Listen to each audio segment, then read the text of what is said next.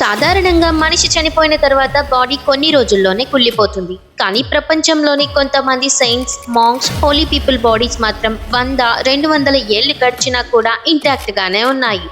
ఆశ్చర్యకరమైన విషయం ఏంటంటే ఎంబాంబింగ్, ప్రిజర్వేటివ్స్, కెమికల్స్ ఏవి వాడకపోయినా సహజంగానే అవి ఇంకా ఫ్రెష్ గానే ఉన్నాయి. ఇలాంటి బాడీస్ ని ఇన్కరప్టబుల్ బాడీస్ లేదా ఇన్కరప్ట్ సెయింట్స్ అని పిలుస్తారు. ఇవి ఇటలీ, రష్యా, ఇండియా లాంటి దేశాల్లోని ఇంకా ప్రిజర్వ్డ్ గానే ఉన్నాయి. సైన్స్ కి ఇవి ఇంకా మిస్టరీగానే మిగిలాయి.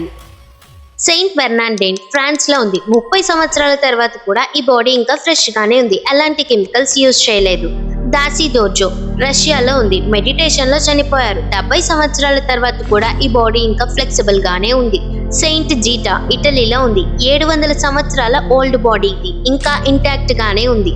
సెయింట్ సిల్వన్ 1600 సంవత్సరాలుగా ఈ బాడీ ప్రిజర్వ్ చేశారు. ఎంబాంబింగ్ రికార్డ్స్ లేవు. సైన్స్ చెప్పేదాని ప్రకారం సాయిల్స్, మినరల్స్, టెంపరేచర్ బ్యాలెన్స్ వలన ఇలా జరిగి ఉండొచ్చు అంటున్నారు. కానీ డివోటీస్ దీన్ని డివైన్ మిరాకిల్ అంటారు. అయితే నిజమేంటి? మిరాకిల్ నా లేక నేచర్ సీక్రెట్ నా? మీరేమనుకుంటున్నారో కామెంట్స్ లో చెప్పండి.